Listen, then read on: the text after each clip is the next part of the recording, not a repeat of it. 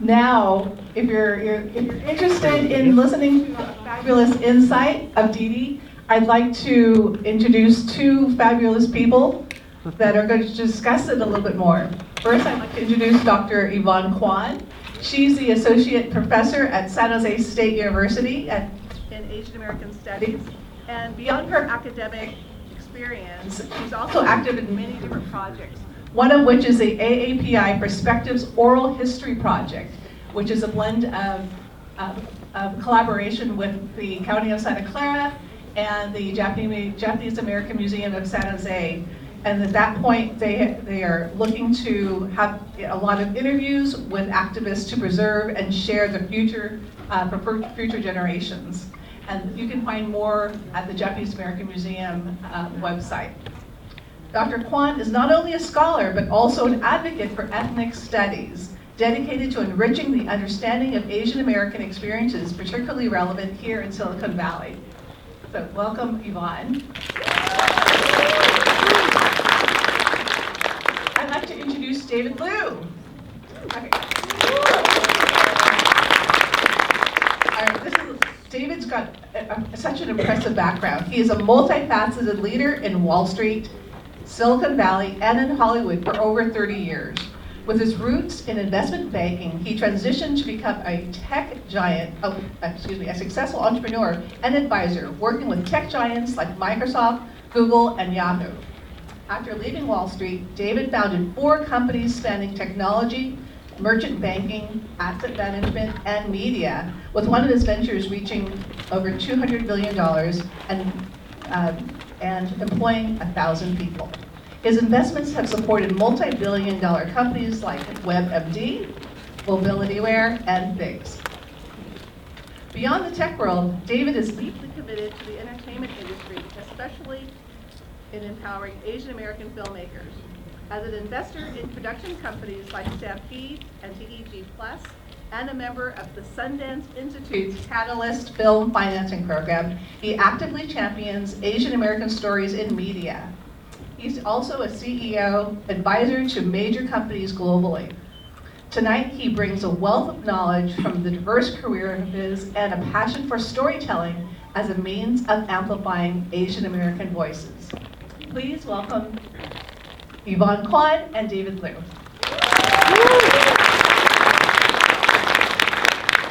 All right, big shout out to Leanne.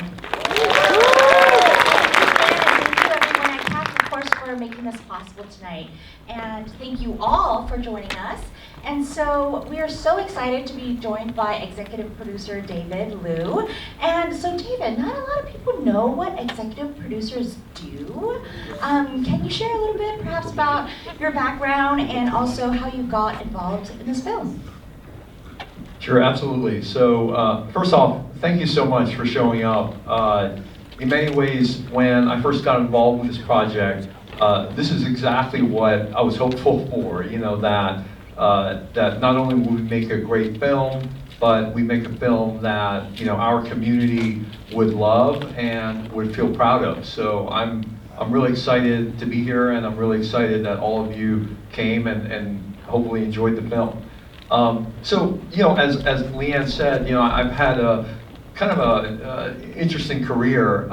But right at the beginning, when I was a young man or a young boy, around the same age as Wang, I actually was a cartoonist, and I was a writer, and I really enjoyed doing that. I mean, I used to spend my alone time, drawing Spider-Man and drawing Iron Man and all these Marvel characters, and then my parents kind of looked at me and was like, there's no money in that, so. My whole life kind of veered in a different direction, where I went into business, I went into investment banking, I became a tech entrepreneur, and then I got to a point in my life where, frankly, I didn't really need to work anymore, and I felt that maybe it's time for me to kind of go back to my original passions, which is to create stories, and I thought that the right vehicle for that would be Hollywood.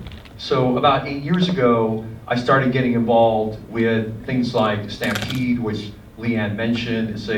Now we're a mid-sized studio, but at the time when I got involved, we were a pure startup. And the company was founded by a guy named Greg Silverman, who used to run Warner Brothers production. And 8 years ago, I started to just learn from him. So I learned the art of how do you make films. And I didn't make any of my own films, but I learned from him how to read scripts, how to think about the director, the talent, the actors, and then how to ultimately sell those projects. And then kind of 4 years into that relationship, I felt that I knew enough to be dangerous. I knew enough, like, okay, I kind of understand, to some extent, the pattern recognition of how to identify projects. But I felt that at that point, I wanted to do something a little different. I didn't just want to be yet another producer trying to make films. And I felt that at the time, I'd already been doing some behind the scenes charitable work and helping amplify some of the Asian American films like Crazy Rich Asians and others. I felt that there was still a ton of work to be done. I felt that there was still an infinite number of our stories that weren't being told. And as I kind of made my rounds around Hollywood and meet people, I still felt that the immense struggle of Asian American filmmakers and storytellers to get their stories out. And therefore I felt that, okay, I'm going to take all this knowledge that I've learned from these captains of Hollywood and focus my energies on Asian American film. And so, I sent out the bat signal to, all of my Asian American creative friends. I said, look, I'm open for business. I'm interested in meeting young, or not so young Asian American filmmakers, and I'd like to see if there's anything I can do to help them with creating that first feature, getting that film out into the world. And essentially what happened was, and I tell this story because I think when I tell you this story, it's meant to inspire Asian American filmmakers. But I first met Sean Wang in January 2023. That wasn't that long ago. And I met him at a party at Sundance that was hosted by kind of San Francisco Film Festival and other people, and we just totally hit it off. We were just talking, and I was asking him about the projects he was working on, and he was telling me about, he had this short called Hags that was acquired by New York Times, and then he had this little short documentary called Nine Nine Waipo, which was a documentary, and it was just amazing. He sent it to me, and I watched it and said, wow, this kid is super talented, right? And yet at that point in time, and he said this publicly, he had been trying to make Didi for 5-6 years. And it takes a long time to make a film, but not that long. And so we started talking, and I said, look, this is January 2023. I said, look, we're totally vibing here, like, and in hindsight, I think part of the reason is because he looks a lot like my son. They're actually, my wife is here in the audience. Like, there's a lot of similarities in his mannerism and the way he looks, like, to my son. So we totally hit it off. And I said to him, I said, look, I'm going to read your script when I get back. So February 2023, 1 month later, I read a script. I read it in one sitting, and it was really interesting because they always say that art imitates life. And at the time, my older son was he had just turned 14, but he was basically the same age as Wang. And there were things that were happening in my son's life that were mirrored, to some extent, what you saw on the screen. And there were some things that I read in the script that reminded me of when I was growing up. And so, I immediately called him and I said, look, next time you're up in the Bay Area, because he was in LA, let's get together and maybe I can help you figure out how to make this thing happen, right? And then, he came up in March.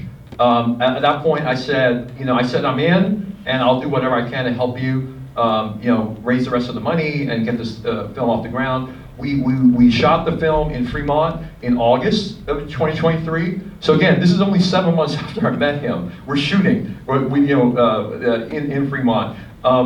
We have a wrap party in September. We submit the film to Sundance in October. We hear back from Sundance, I think towards the later October. I don't know the exact date, but we heard back that you're accepted. And not only that, we're going to put you in the competition, the main competition, which is kind of the big granddaddy prize, right? There's only about 12 films that are eligible for the U.S. theatrical prize.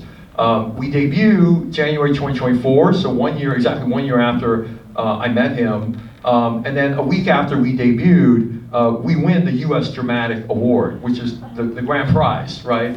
And so it's just kind of an amazing,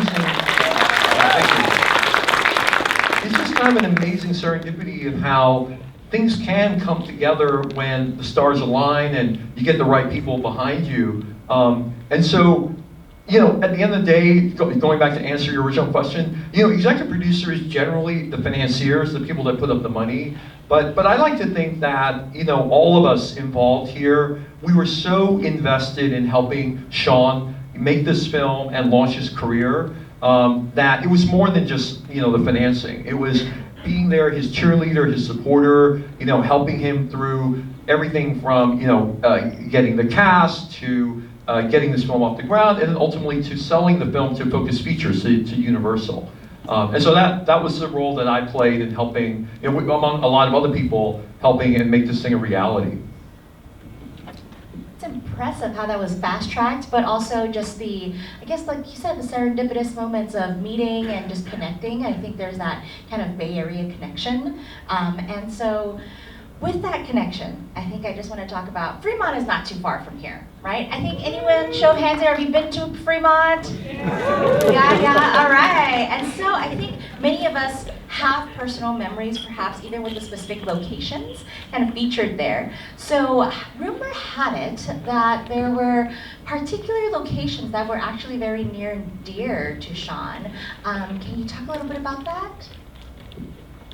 Yeah, I think they were, we actually, and I didn't bring it, but we actually had a special shirt made for the cast and crew, which is a white shirt with some pink lettering, and it actually shows all the places we shot in Fremont, you know, and the dates that we shot. You know, I honestly, there are too many to mention. Like pretty much everywhere we shot, there was some memory there, and there were places where we wanted to shoot that we couldn't shoot, and so we quickly you know, called an audible and we went somewhere else. Like we went somewhere else. But you know, there are places like the Gulf Land, which are really near and dear to my heart because, you know, my wife and I, we used to bring our kids there to play. You know, some of the restaurants, you know, are places that we've eaten. But, you know, in many ways, and I'm speaking for Sean here, but in many ways I think this film is kind of a love letter to Fremont. It's a great town. It doesn't get all the publicity of San Francisco, good or bad. You know, it's not typically a place that you see a lot of Hollywood films. But interestingly, one of our producers, Valerie Bush, had just produced Fremont, the independent film Fremont. And so she knew all the right places to shoot and knew all the you know, inside scoop on getting permits. And so it was just, you know, almost seamless. It was a big part of why we were able to get the shoot done so quickly and get things wrapped up. Well, thanks so much for that. I'm going to do a little bit more of a deeper dive, right, in terms of the content of the film. So we see Joan Chen's relationship with Nai Nai and Chris, or Wang Wang, and we see very clearly these kind of generational misalignments, misunderstandings, and tensions that are very much common in our Asian American and Pacific Islander communities.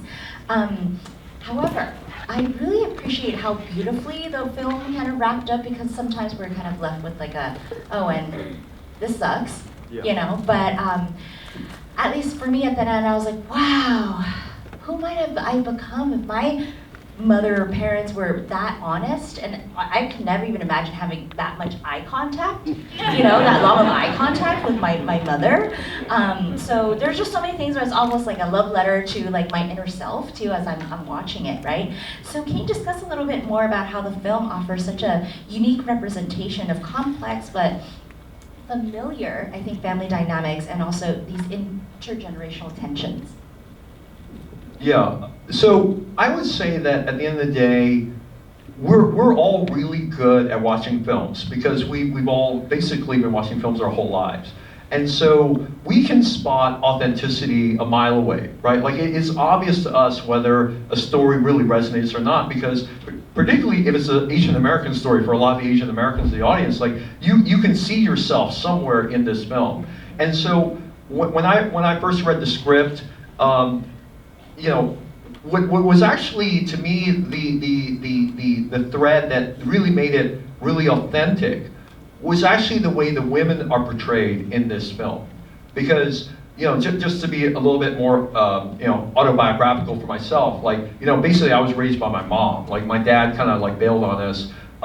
And so I know kind of like the different generations of women that are shown in this film because I lived with them, right? So, you know, the grandma is very traditional, right? It's like, look, you know, you're the woman, you married my son, you're in charge of raising these children, right? My son is out there making the money, you're supposed to make sure this home is safe and, you know, clean, and the kids eating the fruit, and, you know, everything's like, you know, that's your job, right? Your job is not to, you know, go have a career. Your job is definitely not to go paint and, like, you know, submit paintings into competitions. Your job is to take care of the children. And in many ways, that generation is very typical, right? We all have grandmas who are like that, right? And then you have that next generation, which is a lot like my mother, which is like, you know, she just pours all of her energy and soul into, you know, making me the best person possible, right? And typically in America, those for many of us, those mothers were the first generation. They're the ones who sacrificed everything and, you know, came to this country,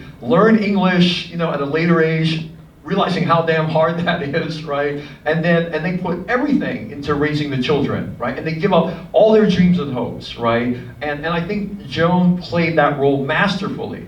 And I'm hopeful that, you know, we're already kind of in the shadow list of Oscars, and I think that Joan absolutely deserves one, you know, for her role. And then the character played by Shirley, right, is that really, you know, independent, fierce woman, right? And she's gonna, you know, she's gonna go out into the world, she's gonna UCSD, and she's gonna go kick ass, right? And so I think that, first and foremost, I think the way that you tell this kind of story is with true authenticity, and we want to make sure, and this definitely resonated with me when I read the script and then when we made the film. I think we can all see those women in our lives somewhere, right? And in many ways, they almost like match, like our grandmas and our mothers. Just going back to the kind of like the way that Wang looks at his mother, particularly at the end, you know, that also hit so hard at my core because, you know, I love my mother, and you know, aside from my wife, you know, she's the most important woman in my entire life, right? But I remember that period where, you know, I'm trying to be a man, right? I don't want to be a mama's boy, right? I don't want my mom nagging me. I don't want my mom telling me, even though I know that's like the right advice, right? And you can see, you know, Chris or Wan's struggle with that, right? And he's screwing everything up, and actually all he really wants to do is he wants to go home and he wants to be with his mom, right? But then you know, particularly Farhad is going to make fun of him, right? And Soup is going to rip him, right? And so it was really important to me, and I don't take any credit for this, but like the way it ended, to me, it had to be that he finally sees his mother, right, for who she is, right? And actually in the script, it actually says that. He finally sees his mother, right? And so, you know, that's why at the end of the film, he actually really looks at her. Like, you know, she's been looking at him the whole time, right? And he's always kind of looking away, like, you know, I don't want to talk to you, like, I got my things to do. But at the very end, he finally realizes, you know, I know, you know, I know why you do what you do for me, and I appreciate it. And so that's why, you know, that I think that last scene is really powerful, because I think it kind of, you know, gives you that hope and sense that, okay, despite all the bad things that happen to Chris, like, he's going to be okay because his mother's there. His mother will make sure that there will always be someone who loves him, even if he fights with all these other people and, you know, he doesn't get the girl, you know, everything will be fine. Thank you so much for that. I mean, I am a Triton, UCSD grad, so yes, we go off and do good things.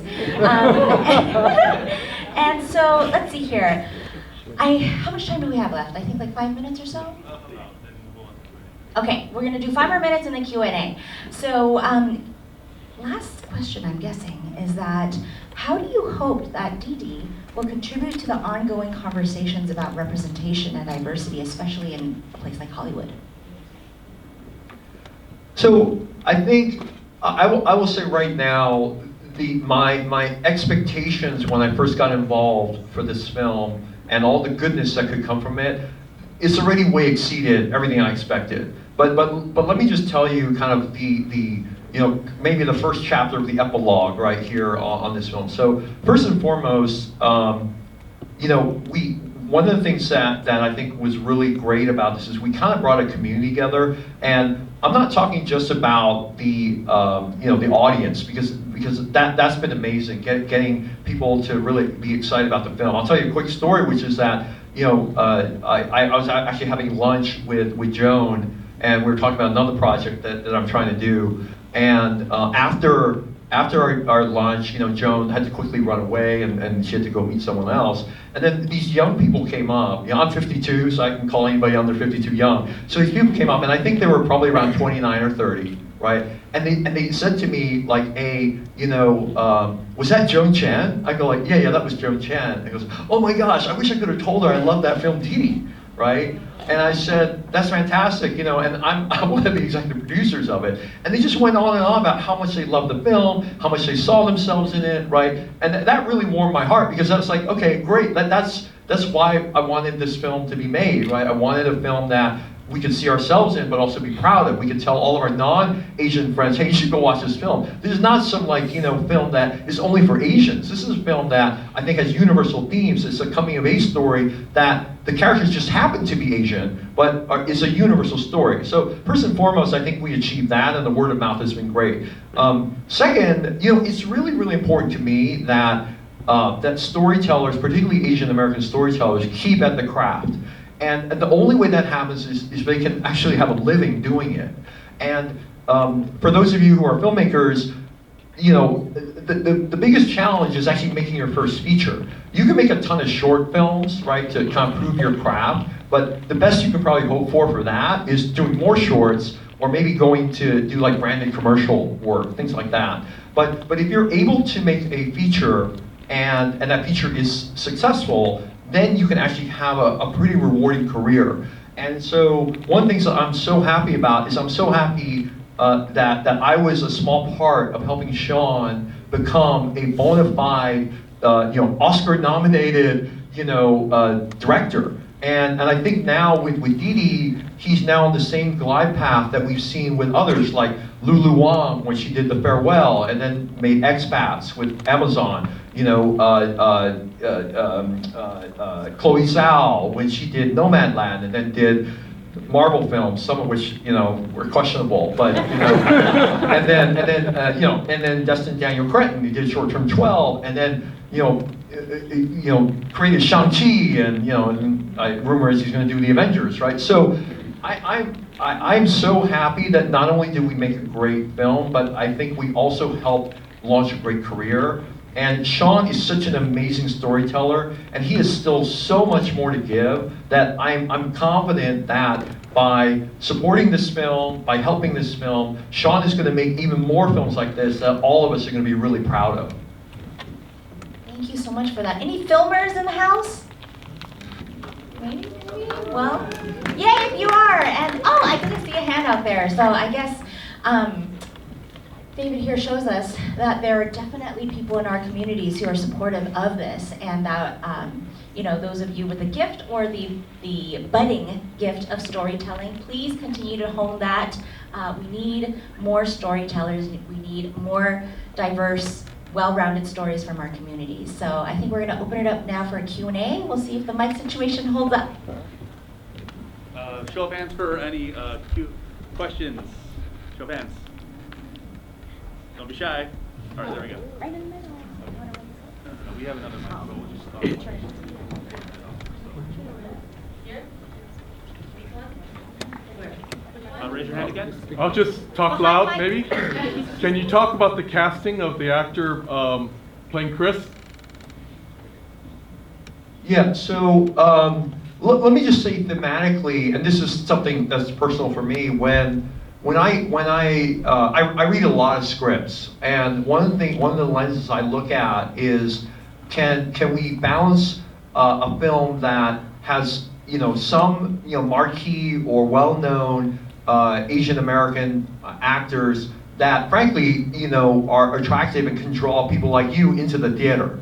And so with our film, we obviously have Joan. Joan is an amazing actor, and as you can see, I mean, she's just one of the best in Hollywood. And then the second thing that I look at, and I know a lot of other financiers look at that are trying to support Asian American films, is that we try to see who's kind of that next generation of actors that we can help prop up. Like they can learn from Joan, they can be part of a project that is, that potentially is very successful, and then that can help launch their career. So when you look at Isaac Wong, who plays Wang Wang, Shirley Chen, who plays his sister, Zhang Li Hua is actually Sean's real-life grandmother. So that's actually Sean Wang's actual grandmother who plays there, and she's amazing. She's also in his documentary, Nai Nai Waipo, where she acts with Sean's other grandmother.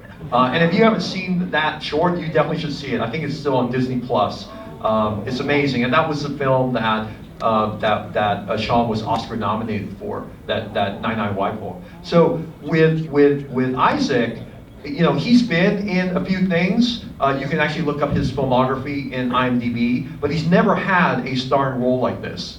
And so, my hope, and I think this is already happening, he's gonna continue to get offers to lead, but also he's going to be involved in big studio productions where he's part of an ensemble cast.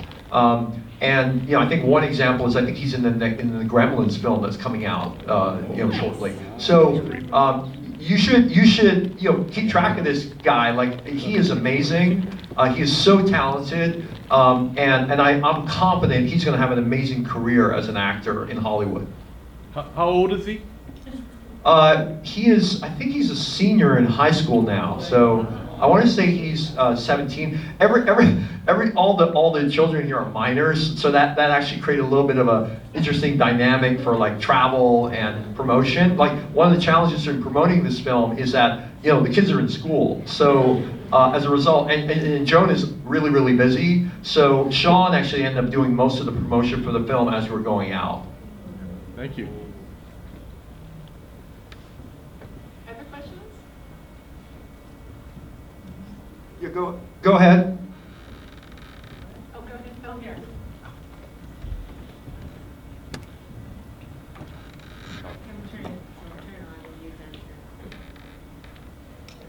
Hi, my name is Helen. I'm a SJSU animation student. I just wanted to say thank you so much for coming and for giving us your knowledge and your perspective on things. As someone who grew up in the Fremont Union High School District, this is extremely powerful, and as a young person, we love to see it. So thank you. Keep it coming. Again, what Sean's been doing is super inspiring. I guess just how was the process of, you said you met him in San Francisco. How was connecting with him like what are some things that you feel like he did correctly that we should follow? Yeah. Yeah. So maybe a little bit even more backstory. So when I sent out the bat signal to all my Asian American filmmaker friends and talent, I said, hey, I'm open for business. I just got inundated with scripts. I think I had, when I met Sean for the first time in person, I think at that point, I think I had like 30 or 40 scripts in my inbox, unread. And I met him actually at a Sundance party that was being hosted by SF Film and a few other San Francisco members. And I was actually waiting in line with Bao Win, another director, and I was like, look, man, and that year it was minus 15 degrees outside. So I was waiting outside, minus 15 degrees, and I told Bao, I said, look, I'm leaving in a couple minutes. Like, I can't be here any longer. And he said, no, we should wait, we'll get in. Right before I'm about to walk away, they let us in. It's hot, it's stinky, I don't know anybody. I'm like, okay, it's really late, I'm tired. So I said, look, I think I'm gonna bail, right? And then from across the room, Masashi Nawano, who is a programmer at SF Film, sees me, he waves me over, and he said, hey Dave, how you doing? What are you doing here? I said, well, this year I'm a spectator, I'm seeing a few films, but I'm trying to meet as many Asian American filmmakers as I can while I'm out here in Park City, Utah. And that was when Masashi says, oh, wait, I want to introduce you to this one guy who's here, right? I think he was actually the only Asian American filmmaker at that party.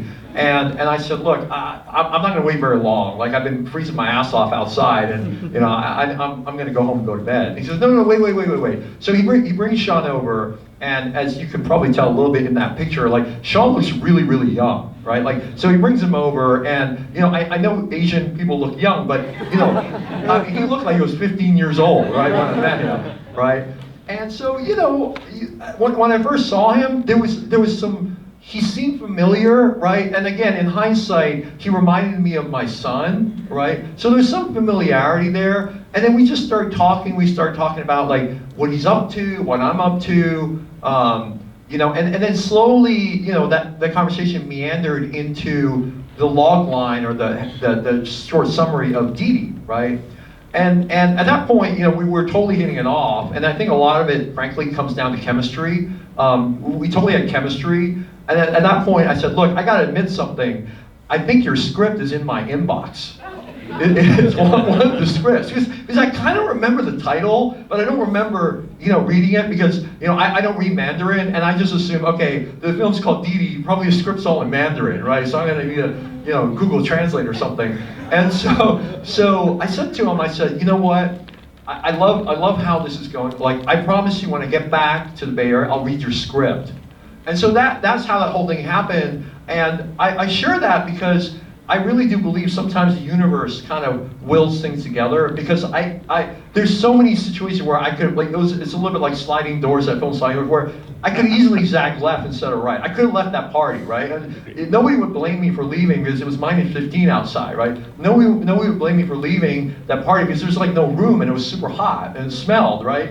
And so, again, I think this is what my biggest counsel to filmmakers, particularly the ones who have been toiling in the darkness for a long time, is just, you gotta just keep at it, because you just never know when the universe will gift you something and say, okay, this person or these people are gonna actually help you make this happen.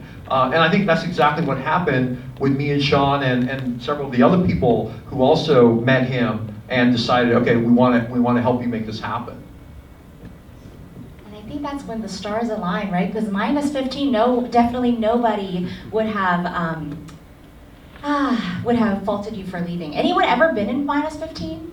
I have. It's when your eyes start to crunch because it's starting to freeze over. It's terrible. But anyhow, this was a great question to end the night. And again, thank you everyone for being with us here at this late 10 o'clock on a Friday. I think that's late for me at least. But thank you so much, David. And thank you to the CATS crew. Thank you to the Silicon Valley Asian Pacific Film Festival. Please get tickets for the main show, October 18th to 19th. And we look forward to having you out with us and watching some amazing storytellers beyond the big screen. Thanks so much. Let's give a hand to Yvonne and Dave. This has been an absolute privilege to hear some insights and be entertained. In true Asian form, we have snacks and to reward you and to replenish your blood, and water's outside. You'll have a chance to talk more with Dave and Yvonne. How many people, by show of hands, are going to be coming to the Asian American Film Festival in 2 weeks? Yeah, I see a lot of hands. It's going to be full of features, documentaries, and a lot of shorts. We have a lot of emerging filmmakers and 10 local filmmakers. So it's going to be absolutely fabulous. I just want to thank Cindy Toy for pulling this screen together. Past board members, we have Joanne Ho, LaDonna Morikaku, Nikki Bellon, and Audrey Mutherland, Cheryl James. Who else would I miss in here? There's a number of others, but it takes a village to put one of these together. And I just really want to say thank you so much. We'll see you outside, and thanks so much for coming on a Friday night.